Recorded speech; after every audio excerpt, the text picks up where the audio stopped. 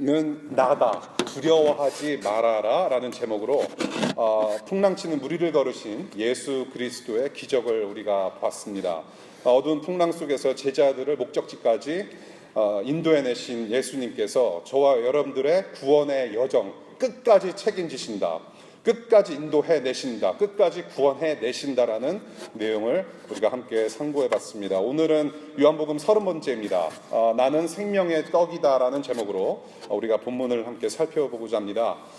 기독교라는 것은 지금 닥쳐진, 지금 여러분들이 현재 겪고 있는 어떤 인생의 문제, 어떤 인생의 고통을 해결받는 수준의 종교가 아닙니다. 영원한 생명, 즉 영원한 것을 추구하면서 우리가 하나님 나라 수준으로 살아가는 삶의 방식이 바로 기독교인 것입니다.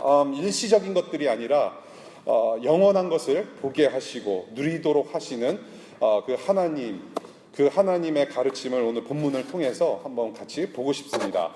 여러분들 성경책 가지고 계신 분들 요한복음 6장 함께 보도록 할게요.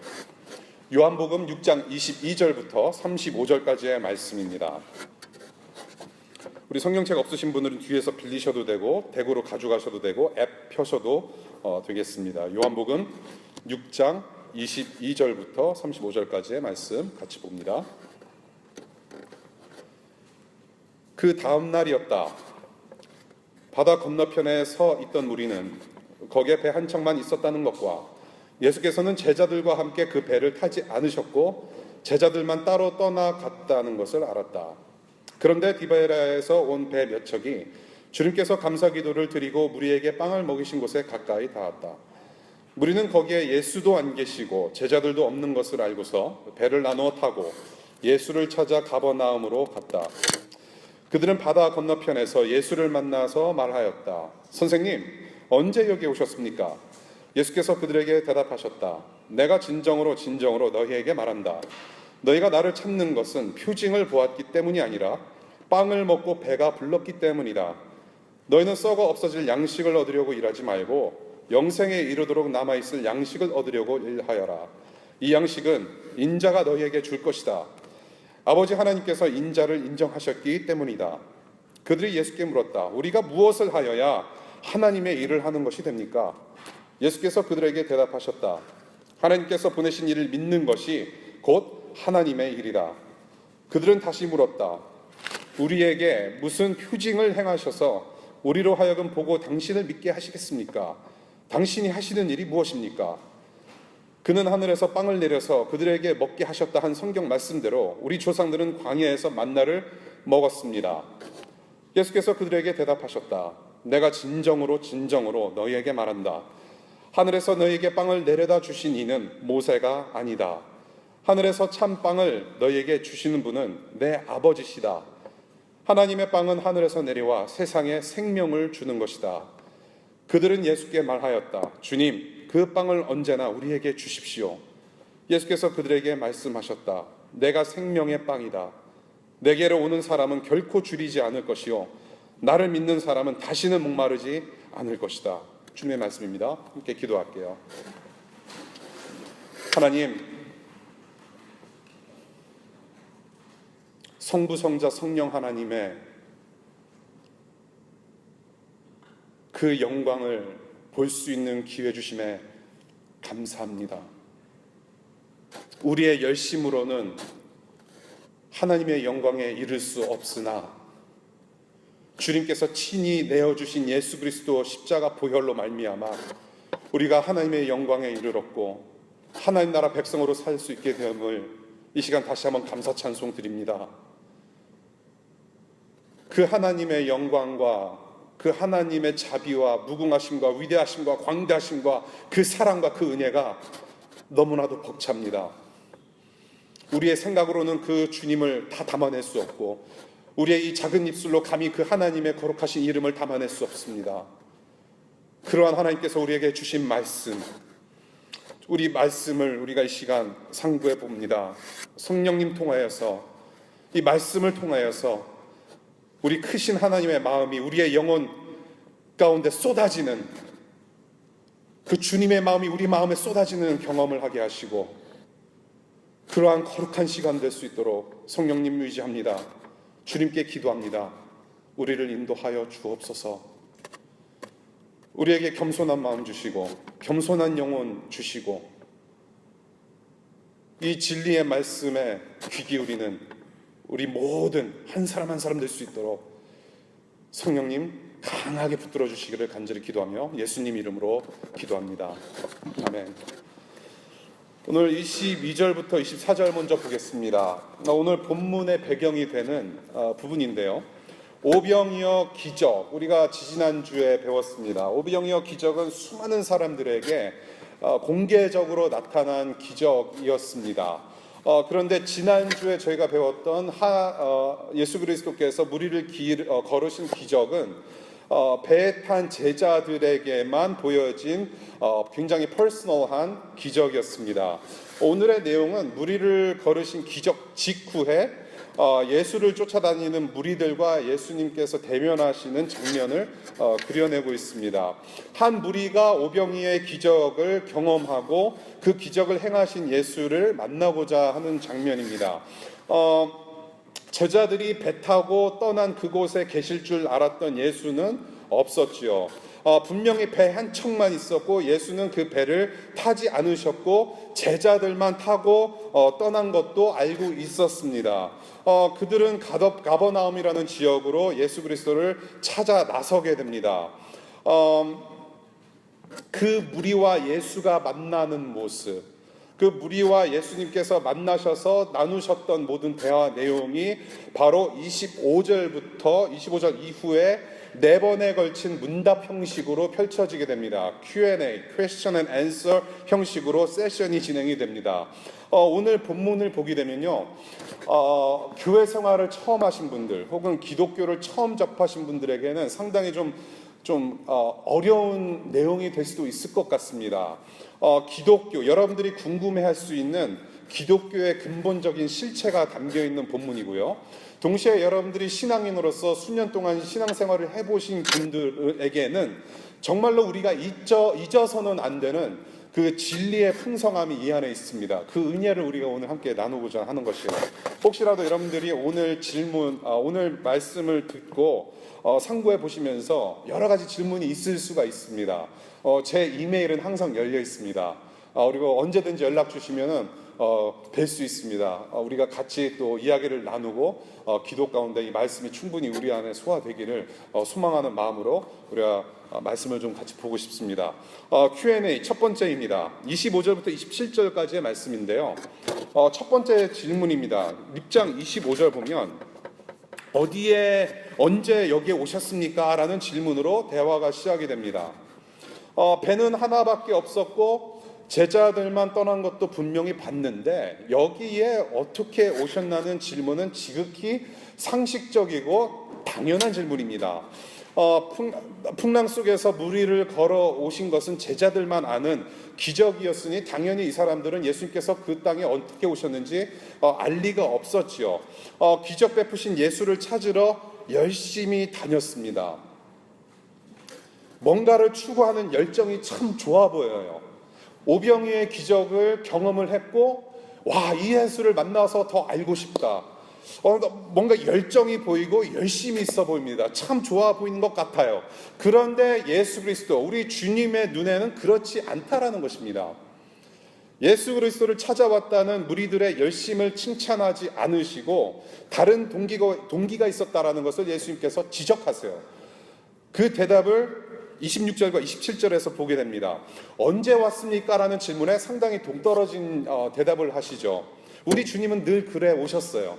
뭔가 질문을 하면 질문으로 되받아치시고 질문을 하면 동문서답 답을 하신다는 말씀이죠. 오늘도 변함없이 그렇게 대답을 하세요. 동떨어지는 대답을 하십니다. 그 이유, 이들이 예수 그리스도를 찾아온 마음의 동기를 이미 아셨다는 거예요.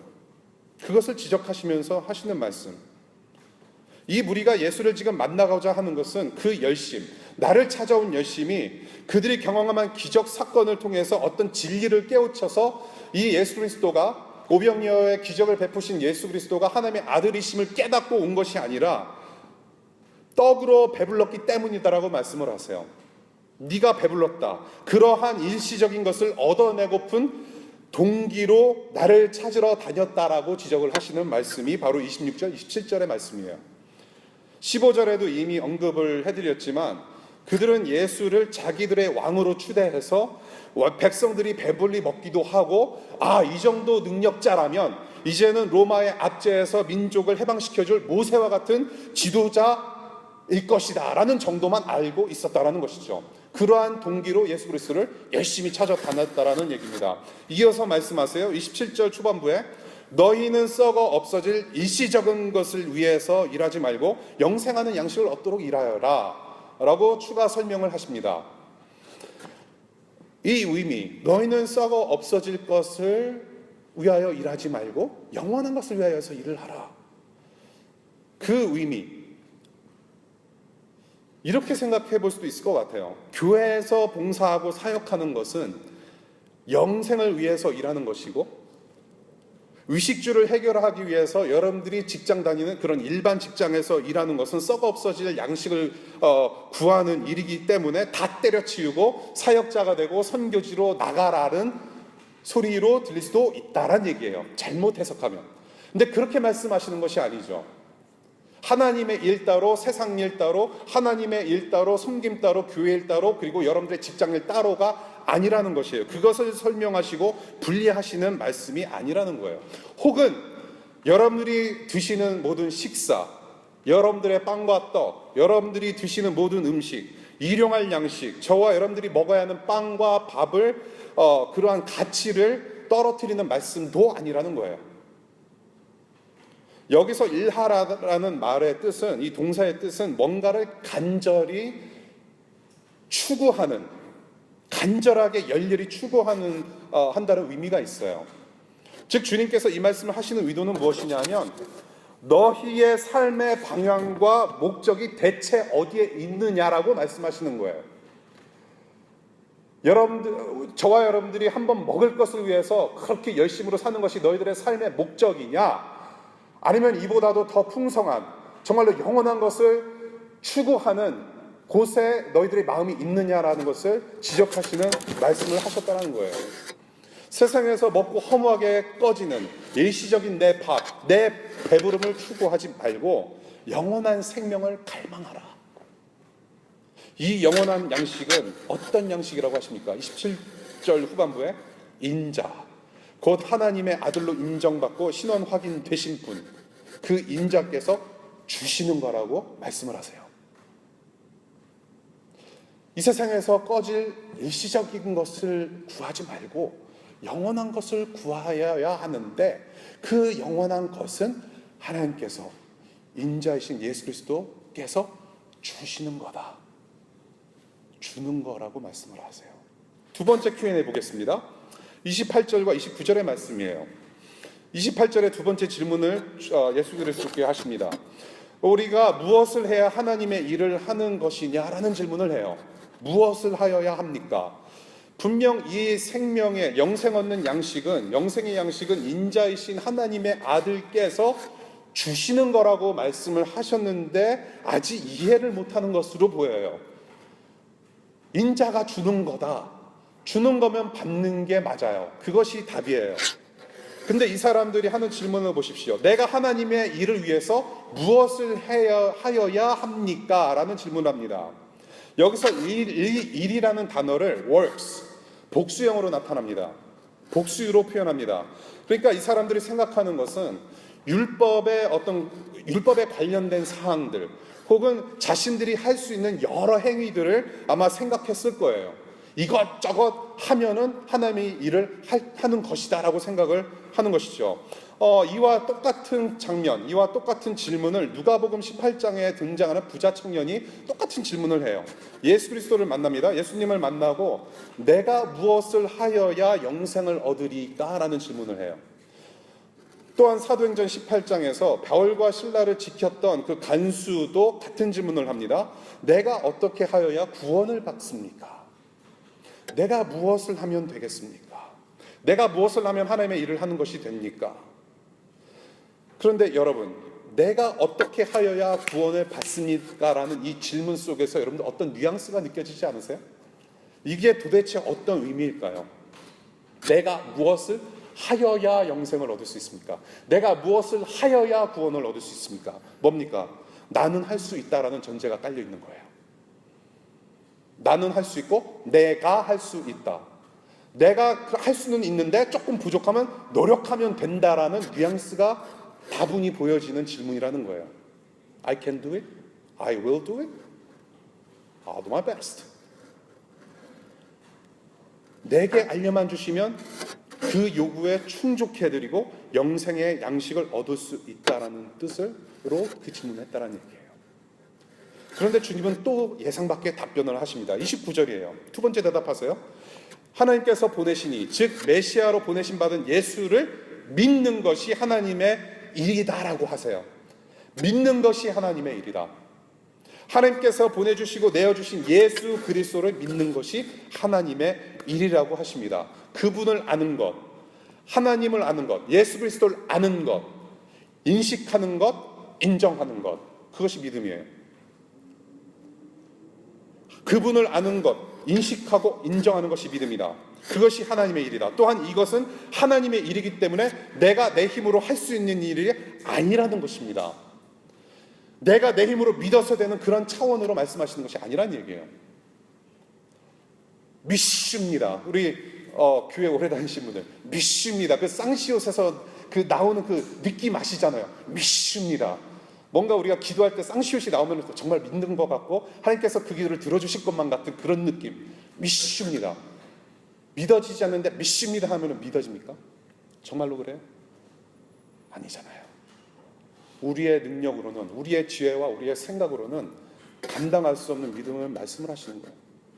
이 믿음이라는 것은 아는 거라고 얘기를 해요. 아는 것, 인식하는 것, 인정하는 것, knowing, acknowledging. 아는 거예요. 여러분들이 지금 이 자리에 앉으셨을 때 이게 지금 제가 볼 때는 100년 넘은 의자거든요. 그러니까 여러분들 굉장히 고귀하게 여기셔야 돼요. 여기다가 이렇게 긁어서 I was here 06 이렇게 적으시면 절대 안 돼요. 여러분들이 이 자리에 앉으셨을 때 이게 굉장히 오래된 나무 의자인데요. 내가 150파운드, 160파운드, 어떤 점에는 200파운드 아니고 120파운드 나가는데 내가 앉으면 부러지겠구나. 의심하고 앉으신 분은 한 분도 없으셨을 거예요. 그 의자가 있어요. 알았습니다. I know the bench is here. 그 다음에 여러분들 앉으셨어요. 앉고 나서 생각해보니까 내가 몸무게가 많이 나가는데 튼튼하구나. 안 무너졌네. Thank God.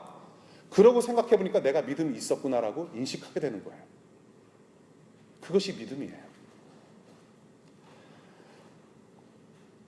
예수 그리스도를 믿어서 영생을 얻게 되는 것은 나의 일이 아니라 하나님의 일이다라는 건데 하나님께서 그래 믿게 해주셨다라는 거예요. 내 능력, 내 의지, 내 힘, 내 지혜로는 가능할 수 없다는 진리를 여기서 가르치신다라는 거예요. 알게 하시는 하나님의 능력, 알게 하시는 하나님의 힘, 하나님의 지혜. 여기 우리가 두 가지 우리가 Q&A를 봤습니다. Q&A를 보면서 우리에게 가르치시는 한 가지 진리의 교훈을 여기서 좀 추출해낼 수 있을 것 같아요. 영생은 하나님께서 일방적으로 주시는 겁니다. 영원한 생명, 이 구원이라고 하는 것은 기독교에서 말하는 구원은 일방적으로 내어주시는 거예요. 선물이라고도 표현합니다. 선물은 저와 여러분들이 노력해서 얻어지는 게 아니에요. 그렇죠? 예를 들어서 여러분들이 생일날이 다가와서 남자친구, 여자친구한테 생일 선물을 원하고 강요하고 강조한다면 그거는 이미 선물이 아니에요. 그렇죠? 협박이죠. 협박을 통해서 얻어지는 결과물인 것이죠. 그리고 또한 여러분들이 생일 선물을 받고자 해서 내가 생일 선물을 받고 싶은데 50불, 100불을 주어줬다. 그러면 그냥 그것은 자기 돈 내서 지불하고 구입하는 것밖에 안 된다라는 것입니다. 선물이라는 것은 내가 받을 만한 자격이 없고 내가 아무것도 생각하고 있지 않을 때 일방적으로 주어지는 것이 선물이라는 것입니다. You don't pay for that. It is already paid. 여러분들의 남친, 여친, 여러분들의 남편과 부인, 여러분들의 친구가 이미 페이하고 여러분들에게 일방적으로 주는 겁니다. 그것이 선물이에요. 영원한 생명도 똑같다라는 것이죠. 아무것도 받을 자격이 없는 내가 믿음이라는 통로를 통해서 믿음으로 그냥 받으면 된다라는 것이에요. 선물입니다. 생명의 양식 되시는 그 예수는 하나님께서 주시는 것이기 때문에 아무리 내가 열심히 쫓아다녀도 그 예수를 내가 만나고 싶어도 구원을 얻고 싶어도 그것은 하나님께서 일방적으로 주시는 거기 때문에 내가 아무리 노력해도 절대로 누릴 수 없다라는 것입니다. 내가 아무리 노력해서 얻어지는 결과물이 아니라는 거예요. 선물이라고 표현을 해요. 구원받은 크리스찬, 성도는 하나님의 일방적인 은혜로 예수님 때문에 영생을 살게 되는 것입니다. 그것이 신앙인이에요. 여러분들이 혹시라도 모태신앙으로 내가 자랐다. 저는 모태신앙 늘 강조하지만 못된 신앙이라고 표현을 해요. 못된 신앙 혹은 모태출석이라고 표현해요. 뱃속에 있는 아이는 신앙을 가질 수가 없어요. 모태에 있는 신앙인은 신앙인이 아니에요. 엄마 따라서 어쩔 수 없이 교회에 출석하는 모태출석을 했을 뿐이지 또한 그러한 영적인 유익을 누릴 수 있는 은혜를 받게 된 것일 뿐이지 모태신앙은 신앙이 아니라는 얘기입니다. 여러분들의 부모님이 어떤 교회 직분을 가져서 내가 구원받는 거 아니에요. 여러분들이 모태신앙인으로서 자라서 구원받는 거 절대 아닙니다. 여러분들이 교회를 수십 년 다니고 여러분들이 어떠한 노력을 통해서 교회에 어떤 이바지를 했는지도 모르겠지만 그렇게 한다고 해서 영생 얻어지는 거 아니라는 얘기예요. 성도는 교회를 다녀서 성도가 아니라는 얘기예요. 교회 예배에 출석한다고 해서 자동적으로 영생 누리는 성도가 되는 거 아니라는 말씀이에요. 여러분들 혹시 차고 있는 집에서 사시는 분들 계신지 모르겠어요. 내가 차가 되고 싶으면 차고에 들어가면 그라지에 들어가면 차가 됩니까? 그렇지 않아요. 기독교라는 게 그래요. 교회에 나왔다고 주일 예배 참석했다고 해서 성도가 되는 거 아니라는 얘기예요. 교회 예배 참석했다고 해서 영원한 생명이 얻어지는 거 아니라는 얘기예요. 이처럼 교회에 매주 오는 행위, 하나님 앞에서의 어떤 내 행위와 노력으로는 구원받은 성도가 될 수 없다는 얘기예요. 그 진리를 우리에게 오늘 가르치고 계세요. 기독교는 영생의 구원을 누리며 산다는 것. 이 기독교라는 것은 영생의 구원을 누리면서 산다라는 것인데 하나님께서 주시는 것이기 때문에 일방적으로 베풀어 주시는 거기 때문에 가능하다라는 거예요. 내가 믿었기 때문에 여러분들 우리가 전도를 하면서 믿지 않는 친구들이 우리 기독교 친구들에게 얘기를 하죠. 어떻게 하면 구원을 받느냐, 어떻게 하면 영원한 생명을 살 수 있느냐, 어떻게 하면 크리스천이 될 수 있냐라는 질문을 우리가 가끔씩 받습니다. 그럼 우리가 덜어는 대답하는 아주 입에 밴 그런 대답이 있죠. 내가 예수 믿어서 나는 구원받았어. 나는 예수 믿어서 이렇게 크리스찬이 되었어 라고 얘기를 하는 것이 일반화되어 있습니다. 그런데 잘 생각해 보세요. 내가 믿어서 구원을 받았습니까? 정말로? 내가 믿은 행위 때문에 내가 구원받았습니까? 아니라는 거예요. 여러분들 잘 생각해 보세요. 내가 구원을 받았고 영원한 생명을 누릴 수 있음은 답은 딱 하나예요. 예수님 때문입니다. 그것이 정답이에요. 내가 예수님을 믿었기 때문에가 아니라 오직 그 공로는 예수님한테 있는 거예요. 여러분들 그 차이를 아시겠습니까? Do you see the difference? 내가 믿어서가 아니라 예수님 때문인 거예요. 그 차이를 여러분들 깨달으시기 바라요. 그것이 기독교예요. 하나님께서 일방적으로 주시는 은혜의 구원으로 내가 감동을 받아서 감사하는 마음으로 하나님의 법도를 지키고 기쁨으로 순종하는 것이 기독교예요. 하나님께서 나를 먼저 감동하신 거예요. 그 감동 때문에 내가 구원받았습니다라고 대답할 수 있는 것이 여러분들이 대답하셔야 될 내용이라는 거예요. 내가 믿어서가 아니고 내가 열심히 노력했더니 하나님께서 길을 보여주시더라도 아니고 예수님 때문에 내가 구원받았다라고 말할 수 있다는 얘기죠. 내가 종교적인 행위와 노력으로 하나님을 감동시켜서 구원 얻어내는 거 아니란 말이에요. 이것은 일방적으로 주시는 선물이라고 성경에서 얘기하고 있습니다. 우리 성경책 볼까요? 파워포인트입니다. 에베소서 2장 8절부터 9절까지 우리 같이 한번 읽어볼까요? 시작. 여러분은 믿음을 통하여 은혜로 구원을 얻었습니다. 이것은 여러분에게서 난 것이 아니요 하나님의 선물입니다. 행위에서 난 것이 아닙니다. 그러므로 아무도 자랑할 수 없습니다. 그리고 로마서 6장 23절입니다. 같이 읽겠습니다. 죄의 삭은 죽음이요 하나님의 선물은 우리 주 예수 그리스도 안에서 누리는 영원한 생명입니다. 선물이에요. 우리의 열심으로 구원 얻을 수 없어요. 하나님의 열심으로만 가능해요. God's passion, eagerness. 우리는 우리 기독교, 우리 믿는다라는 것, 교회, 내 자신을 생각하고 우리 교우님들 생각하고 이 시대의 교회를 생각하면 정말 무례한 것이 있어요. 하나님을 위하여, 하나님의 영광을 위하여 열심히 살아보겠습니다. 정말로 그것이 제 기도의 어떤 버릇이 됐어요. 어떤 습관적으로 나오는 그 기도인데 이것을 한번 다시 생각해 보게 된 그런 한 주간이었습니다. 정말로 내가 자격이 있어서, 내가 능력이 있어서, 내가 잘난 사람이고 정말로 내가 성령이 충만한 사람이라서 내가 하나님 영광을 위해서 살 수 있을까라는 생각이 들었어요. 하나님을 위해서 내가 살아드리는 건가? 정말로 하나님을 위해서 내가 무엇을 할 수 있는가라는 생각을 해봤을 때 내가 잘못 생각했구나. 저와 여러분들은 정말로 자격 없는 사람이에요. 하나님을 위해서, 하나님의 영광을 위해서, 하나님 나라를 위해서 나는 아무것도 할 수 없는 사람이에요. 그것이 깨달아져야 돼요. 그 크신 하나님, 성부, 성자, 성령 하나님의 영광 앞에서는 나는 아무것도 아닙니다. 나는 죄인입니다. 머리를 숙이고 무릎을 꿇을 수밖에 없는 죄인이라는 것을 인식하는 것이 중요하다는 얘기예요. 그것은 뭐냐 하면 내 열심으로는 아무리 내가 노력을 할지라도 하나님의 마음을 움직일 수가 없다는 얘기예요. 내가 아무리 기도원 가서 소나무 뽑는 기도를 할지라도 그걸로는 우리는 하나님의 그 위대하심을 흔들 수가 없어요.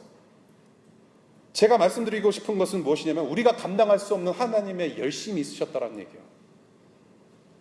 God's passion for His own glory. 하나님 자신의 영광을 위한 하나님의 열심.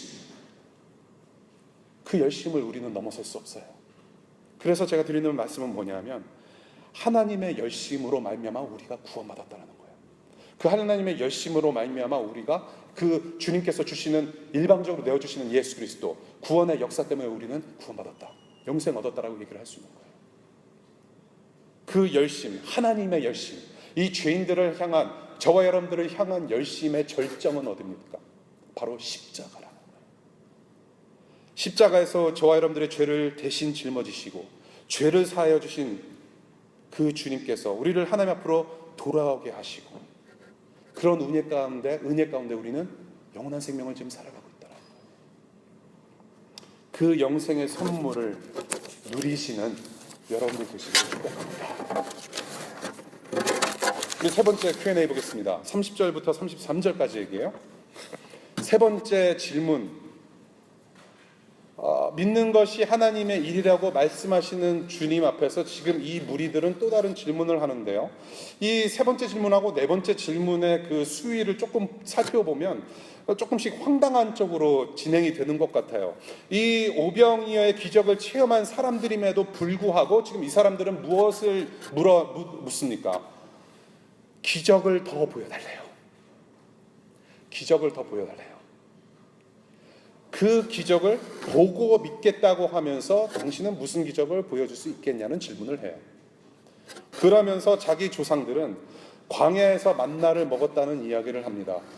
모세를 상기시키는 말이죠. 모세는 40여 년 동안 수백만 민족, 약 200만 명의 민족을 먹여 살렸는데 지금 엊그저께 당신이 수천 명 먹여준 그 오병이어의 기적 사건으로는 어림도 없다는 얘기를 하는 거예요. Really? 오병이어 빵 5조각하고 사실 뭐 빵 5조각 뭐 빵 크지도 않는 거죠. 여러분들 그 버거킹 프라이즈하고 맥도날드 프라이즈하고 여러분들 비교하신 적 있으세요? 여러분들 혹시라도 프렌치 프라이즈가 땡기시면 맥도날드보다 버거킹 프라이즈가 괜찮아요. 왜냐면 두꺼워요. 맥도날드는 너무 나시네요. 버거킹 프렌치 프라이즈 5개라고 생각하시면 돼요. 그리고 물고기 2마리, 오병이어. 이걸로 지금 5,000명이나 되는 장정 플러스 여자 플러스 아이들 플러스 모든 싱글 남녀노소 할 것 없이 거의 10,000명, 15,000명 되는 사람을 먹이신 기적을 봤음에도 불구하고 이 사람은 무슨 기적을 또 보여달라는 거예요. Let me see more. 조금 황당하지 않습니까, 여러분?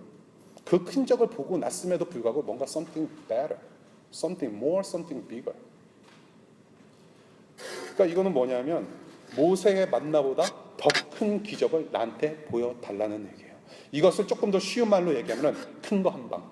자, 큰 거 한 방 부탁합니다. 그거예요. 초대박 사건을 한번 보여주시죠. 네. 그 한 방이면 당신은 모세처럼 큰 인물이 될 수 있을 거란 얘기예요. 큰 한 방.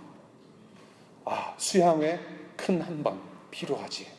주일 예배보다도 이 큰 한 방이 나한테 필요해. 영적으로 뭔가 확 뒤집어지는 큰 한 방. 그렇죠? 왜 주일 예배는 부흥회가 될 수 없고 왜 주일 예배는 수양회 예배가 될 수 없을까요? 큰 한 방을 우리는 원해요. 이 사람들도 똑같아요. 뭔가 큰 한 방. 주님께서 누리게 하신 그 은혜가 풍족함에도 불구하고 이 사람들은 큰 거 한 방 부탁해요. 그러는 거예요 지금. 그러한 질문에 예수께서는 너무나도 친절하게 대답하세요. 32절과 33절이에요. 이 정도 수준의 질문이면 무시하셔도 돼요. 그럼에도 불구하고 죄인들을 향한 열심을 우리가 엿보게 되는데요. 그들에게 빵을 내려주신 분은 모세가 아니라 하나님이셨음을 상기시켜주고요. 그들의 조상은 만나를 먹고 생명을 이어가는 은혜를 누렸어도 믿음이 없었다라는 거. 그거 우리가 좀 생각해야 될 부분이라는 얘기죠. 일시적인 구원과 일시적인 생명을 맛본 거. 그것뿐이라는 거예요. 그러면서 하나님께서 주시는 빵은 무엇이냐? 세상에 생명 주는 빵이라고 말씀하세요. 만나는 일시적인 것이었는데 이 빵, 하나님께서 내려주신 빵은 영원한 구원, 영원한 생명이 있음을 의미하시는 말씀하셨다는 거예요. 마태복음 12장에 종교 지도자들에게 예수님께서 이렇게 질책하시는 내용이 있어요. 악하고 음란 세대라고 표현하시면서 너희들은 표징만 구한다, 기적만 구하는 세대라고 굉장히 나무라세요. 이 사람들도 똑같다는 얘기예요. 지금 엊그저께 그렇게 배불리 먹고 완전히 뻗을 정도로 그렇게 풍성하게 먹여줬음에도 불구하고 너희들은 또다시 표징을 구한다라는 거예요. What's wrong with you guys? 모세의 수준으로만 생각하지 좀 말고 큰 거 한 방으로 영생 얻고 하나님께서 내려주시는 이 생명 그 어느 것과도 이 세상의 그 어느 것과도 비교할 수 없는 선물이라고 말씀하시는 거예요. 네 번째 Q&A 보겠습니다. 34절부터 35절까지의 말씀이에요. 이어서 조금 더 황당한 질문을 해요. 그러면 그 빵을 지금부터 계속 달라고 물어요. 이 빵을 주세요. From now on이라고 표현을 해요. 지금 우리에게 주소서. From now on, 지금부터 계속해서 주세요. 지금 다짜고짜 달라는 얘기입니다. 그 영원한 빵 먹고 싶어요. 영원한 생명 누리고 싶은데 주세요. 지금부터 계속 주세요. 그럼 이 사람들이 생각은 아마도 이런 생각이었을 거예요. 그 영원한 생명을 매일 먹으면 죽지 않고 매일 그 빵 먹으면서 살 수 있겠다라는 생각도 했을 수도 있을 것 같아요. 그런데 지금 여기서도 이게 보이는 뉘앙스가 있어요. 지금 전체 문맥과 그 다음에 나오는 여러 가지 스토리를 보면은 어떤 뉘앙스냐면 이런 거예요. 지금부터 빵을 더 주십시오라는 것은 I have no idea what you're talking about. I still don't get it. But I got you here. So what the heck? Just give me some bread. Give me some bread. 뭐예요? 나 도대체 네가 무슨 말하는지 모르겠으나 I have no idea.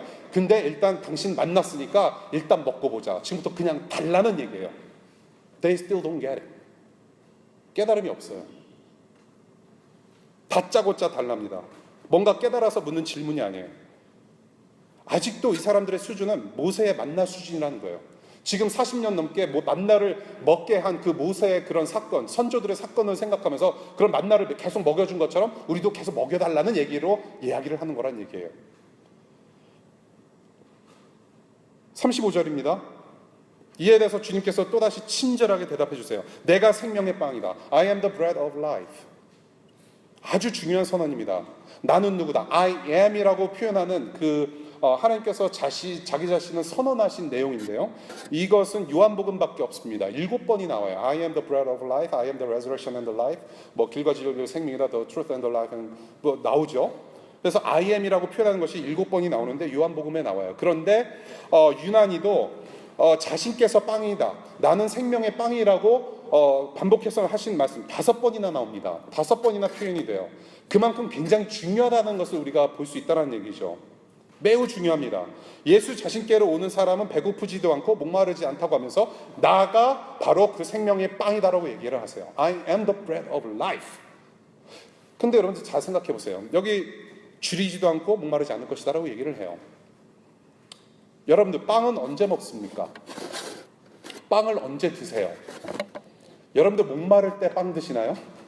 아, 목이 말라 그러면서 무슨 뭐 떡 먹고 송편 먹고, 여러분들 추석인데 제가 송편을 좀 사드려야 되는데 아유 죄송합니다. 근데 떡이 지금 송편이 왔다 갔다 해요.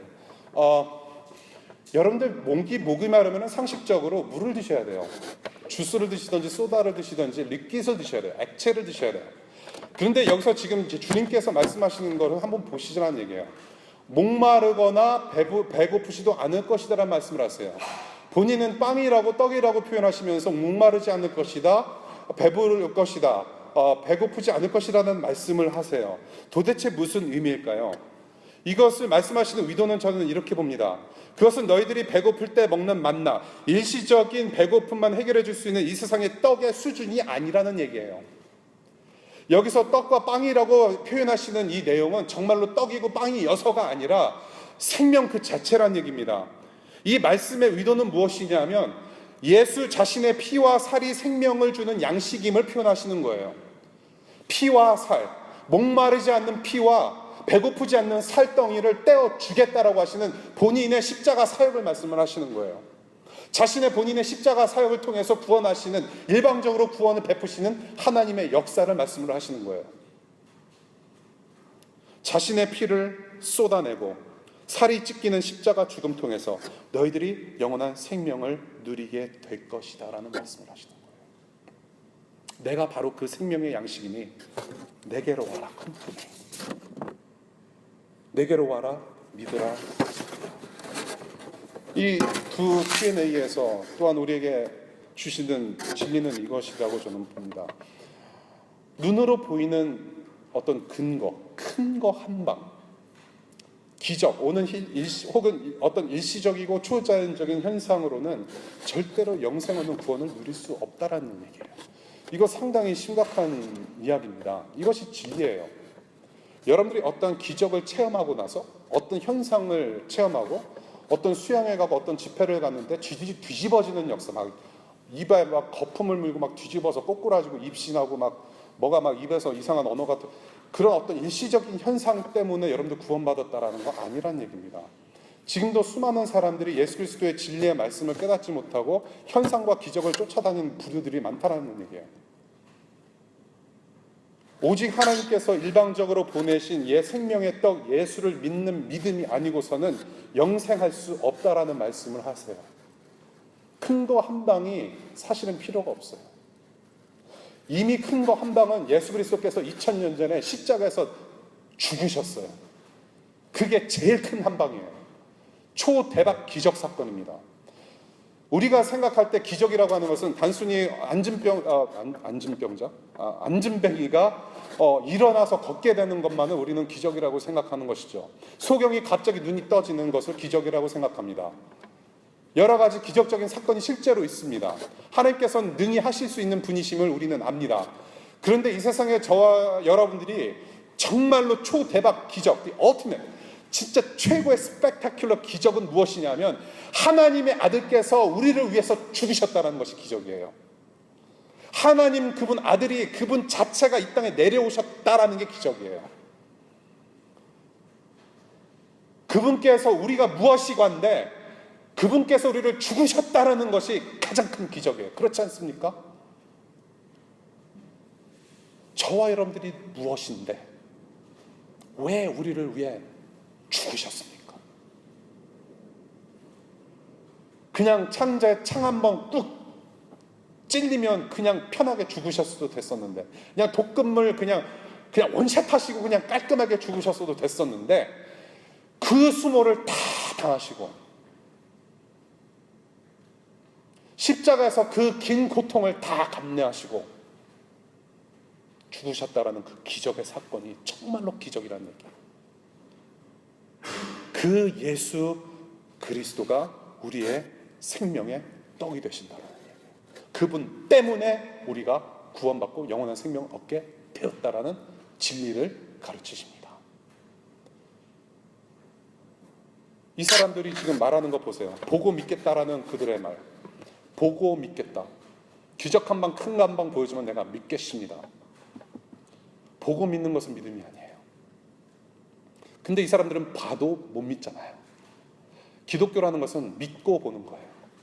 주님께서 일방적으로 내어주신 예수 그리스도를 내가 믿고 나서 보니까 영원한 생명이 보이고 구원이 보이고 내가 살아가야 할 삶의 방향이 보이고 내가 이 워싱턴 DC에서 내가 일하고 직장 생활을 하는 목적, 하나님의 뜻을 어느 정도 선명하게 구분해서 볼 수가 있는 것이고요. 그것이 기독교의 순차예요. 생명의 떡 되시고 진리이신 예수를 믿고 나서 보니까 하나님의 영광을 보게 되었고 영생을 누릴 수 있게 되었다. 기독교에서 말하는 구원 얻는 믿음, 아까 말씀드렸듯이 하나님을 아는 것입니다. 하나님께서 대속제물로 보내신 하나님의 아들 예수 그리스도를 아는 것입니다. 그래서 구약성경과 신약성경에 줄기차게 얘기하는 것이 무엇입니까? 힘써 여호와를 아는 것이 중요하다는 얘기예요. 요한복음 17장 3절 같이 읽겠습니다. 시작. 영생은 오직 한 분이신 참 하나님을 알고 또 아버지께서 보내신 예수 그리스도를 아는 것입니다. 친밀함 가운데 인식하고 인정하고 그 주님을 아는 것이 중요하다는 거예요. 그러므로 영생으로 가는 오직 유일한 길은 예수 그리스도 한 길밖에 없다는 얘기입니다. 이분께 집중하셔야 돼요. 내가 이루는 구원이 아니라면 도대체 그럼 나는 어떻게 하면 좋겠습니까? 여러분들 좌절하셔야 돼요. 내가 지금 10년, 20년 동안 혹은 5년 동안 열심히 교회 다녔는데 그럼 교회 다니는 것만이 교회 다니는 그 길이 구원의 길이 아니라고 한다면 하나님 그럼 나보고 어떻게 하란 말입니까? 라고 좌절하셔야 돼요. 그것이 여러분들의 솔직한 심정이시길 바랍니다. 혹시나 여러분들이 구원 얻는 믿음이 없으시다면 우리가 바라볼 것, 지금 여러분들이 듣고 계시는 복음을 통해서 듣고 계시는 예수 그리스도를 집중하는 것이 지금 여러분들이 하실 수 있는 길이에요. 처절하게 하나님께 도움을 요청하시길 바랍니다. 그거밖에 없어요. 거기에 영생이 있습니다. 여러분들의 목마름과 여러분들의 배고픔을 인정하고 그 모습을 가지고 생명의 떡 되시는 예수께 나오시기를 바랍니다. 그 구원자 예수 그리스도를 알고 인식하고 인정하는 그 믿음의 식구들이 되시기를 간절히 축복합니다. 우리의 일상을 잠시 돌이켜보면서 서서히 말씀을 좀 맺어갔으면 좋겠어요. 오늘 사실 쉽지 않은 본문입니다. 여러 가지 진리의 말씀을 하나님께서 기록된 계시로 선포하셨습니다. 이 말씀이 우리 가운데 어떻게 적용이 될 수 있을 것인지 잠시 되돌이켜 봤으면 좋겠어요. 1989년에 슬로우 푸드 매니페스토라는 슬로우 푸드 선언이 있었다라고 그래요. 그 운동이 시작이 됐는데 이 선언의 첫 부분이 이렇게 시작됩니다. 파워포인트도 있는데요. 산업 문명의 깃발 아래 시작되고 발전한 이 세기는 기계를 발명했고 그 후 기계를 자신의 생활 모델로 받아들였다.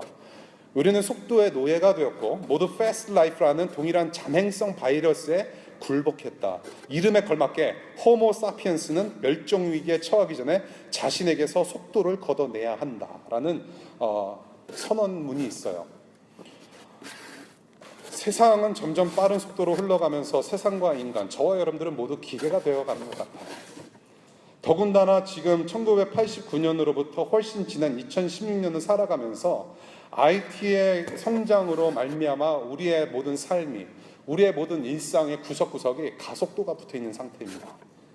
상당히 빨라요. 패스트푸드는 일상이 된 것은 물론이고요, 빠른 속도로 일처리를 해야 되고요, 빠른 속도로 성장해서 남을 눌러야 성공한다라는 세상 풍조 속에서 저와 여러분들이 살아가고 있어요.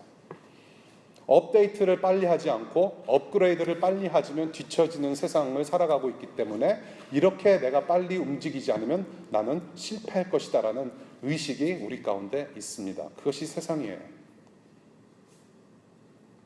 속도와 함께 양적으로도 성장한다면 정말로 대박인 세상이죠. 지역교회도 이런 가치관을 가지고 사역을 합니다. 빨리 교인 수가 성장하고 그러면은 초대형 대박 터졌다라고 얘기해요. 근데 그것이 이 세상의 가치관이에요. 최근에 터졌던 별 3개의 폰 사태 아시죠? 왜 하필이면은 사과폰이 나오는 시점에 그렇게 배터리 문제가 생겨서 전량 리콜을 당하는 것일까요? 뭔가 빨리 신제품 나와야 되거든요. 그래서 사과폰을 빨리 눌러야 되거든요. 그것이 지금 우리의 일상이라는 얘기예요. 여러분들 일상을 잘 생각해 보세요. 여러분이 타고 계시는 세상 열차는 이렇게 폭주를 합니다. 이 열차는 저 넓은 하나님 나라를 향해서 이 하나님 나라를 누리는 은하철도 999가 아니라 서로 잡아먹는 좀비 가득한 부산행 열차 같아요. 어차피 잠시 살다가는 일시적인 인생인데도 불구하고 서로 못 잡아먹어서 난리예요. 서로 잡아먹으면서 너도 빨리빨리 그렇게 살아봐라. 짜릿하다. 행복을 추구할 수 있을 것이다. 행복이 거기 있다. 빨리빨리 잡아먹자. 그렇게 부추기는 이 열차에 여러분들이 탑승해 계십니다. 여러분은 이 열차의 종착역은 어디라고 생각하십니까? 여러분들은 지금 어디로 가십니까? Where are you going?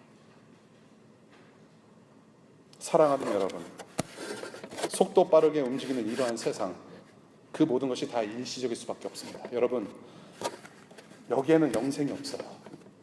구원이 없어요. 인생은 속도가 아니라 방향이라는 말을 많이 들어보셨을 것 같아요. 정말로 그렇습니다. 방향만큼 또한 중요한 것은 저는 목적지라고 생각합니다. 목적 없는 방향은 있을 수가 없다는 얘기입니다. 남보다 먼저 빨리 움직여야만 내 안이 채워져서 성공할 수 있다는 뒤틀려진 세상 가치를 등지고 예수라는 생명의 떡을 통해서 여러분들의 인생, 여러분들의 영혼, 여러분들의 일상의 목적과 방향이 틀어지기를 바랍니다. 영원한 나라, 영원한 것을 여러분들 갈망하시기를 바라요. 여러분들 육의 양식으로만 살 수 없습니다. 때가 되면 허무함이 찾아와요. 얼마나 불쌍한 인간들입니까? 점심에 그렇게 버페 식당에서 올유캔잇으로 무지 먹었는데 more input, more output. 저녁 때가 되면 또 배고픔을 당하는 정말로 불쌍한 인간 세계. 그런데 저와 여러분들이 그래서 필요한 것은 영의 양식이 필요하다는 거예요. 우리는 영의 양식이 필요해요. 그 영의 양식은 우리가 찾아 헤매이지 않아도 하나님께서 이미 말씀을 통한 영원한 것들을 보여주셨고요. 이미 예수 그리스도의 십자가 구원 사역을 통해서 이미 확인이 되었습니다. 영생의 선물을 주시러 십자가에서 죽으시고 다시 사신 생명의 떡 예수, 이 예수는 일시적인 만족을 추구하라는 이 시대 열차에 탑승해 계시는 여러분들을 향한 복음의 메시지예요. 기쁜 소식인 줄로 믿으시기를 바랍니다. 기도할게요.